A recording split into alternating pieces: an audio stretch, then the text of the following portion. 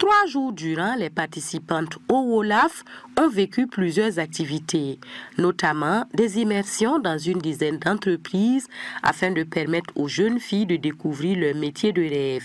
Également, des talk shows ont été faits avec des femmes leaders et un panel, sans oublier le programme de mentorat. Un bilan satisfaisant selon Cheikh Faisal Traoré. En tant qu'organisateur, à cette étape-là, on peut se dire satisfait d'avoir réussi encore le pari de tenir cette édition, mais également satisfait de la qualité de la participation. Les 200 jeunes femmes qui étaient là étaient suffisamment motivées et les mentors ont relevé le fait qu'elles démontraient suffisamment de qualité et de capacité avec assurance pour un avenir certainement radieux. Que le WOLAF est un investissement dans l'espoir, dans la résilience, dans la capacité d'aller toujours plus loin et nous espérons que nous pourrons continuer sur ce chemin-là.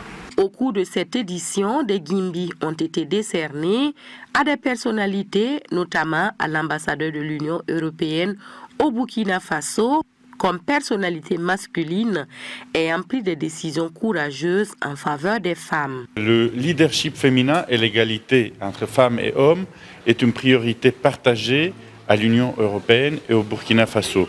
Nous saluons l'initiative du WOLAF qui est menée par 3 organisations burkinabées et qui met au centre des femmes burkinabées et des jeunes filles qui cherchent des repères pour construire leur carrière. Nous félicitons encore les récipiendaires des différents prix qui les ont mérités de par leur engagement fort pour le leadership et l'entrepreneuriat féminin.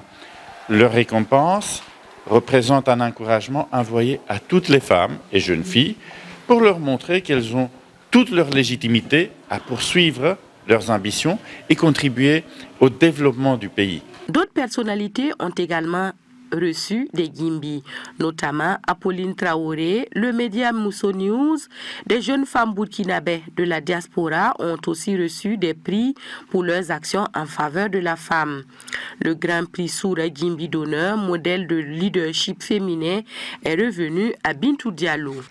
Et c'est à l'unanimité que le jury a porté son choix sur elle pour l'ensemble de ses actions menées en faveur des femmes. La soirée de reconnaissance et les trophées Gimbi sont pour nous un fondement pratiquement sacré de reconnaissance. Il est essentiel pour les jeunes d'être reconnaissants à l'endroit des aînés, mais également de pouvoir célébrer les succès jeunes.